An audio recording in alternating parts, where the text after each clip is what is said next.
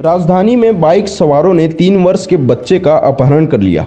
घटना राजेंद्र नगर बूढ़ी माई मंदिर के पास की है।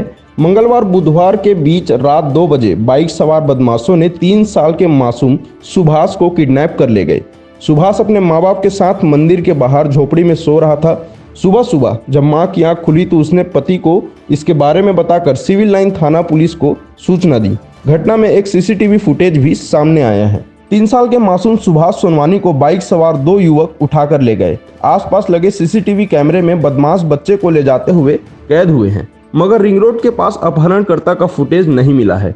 साथ ही देर रात फुटेज भी साफ नजर नहीं आया है जिसमें गाड़ी का नंबर या बदमाशों की पहचान की जा सके। किडनैप के वारदात को अंजाम देने में अंदाज से पुलिस को अंदेशा है कि आरोपी ने पहले से ही उस क्षेत्र की रेकी कर रखी थी। इसी वजह से आसानी से उन्होंने वारदात को अंजाम दिया है। मामला दर्ज होने के बाद पुलिस जांच में जुट गई है। सूचना मिलते ही आसपास के सीसीटीवी कैमरों की जांच की गई। परिजनों से पूछताछ की जा रही है। मुखबिरों को सक्रिय किया गया है। शहर के बॉर्डर में नाकेबंदी कर टीमें तलाश में लगी है।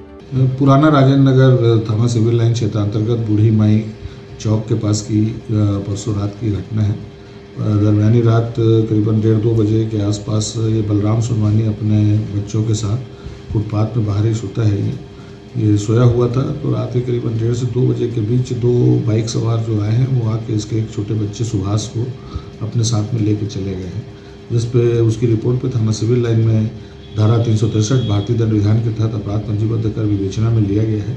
साथ ही लगातार इसमें सीसीटीवी फुटेज वगैरह जो है वो खंगाले जा रहे हैं और इसमें जो जितनी चीज़ें मिलती जा रही हैं उसमें आगे बढ़ते चले जा रहे हैं। उसमें उनका लोकेशन जो है तेलीबांधा हाईवे की तरफ जाते मिला है और अभी आगे के सीसीटीवी फुटेज तलाशे जा रहे हैं।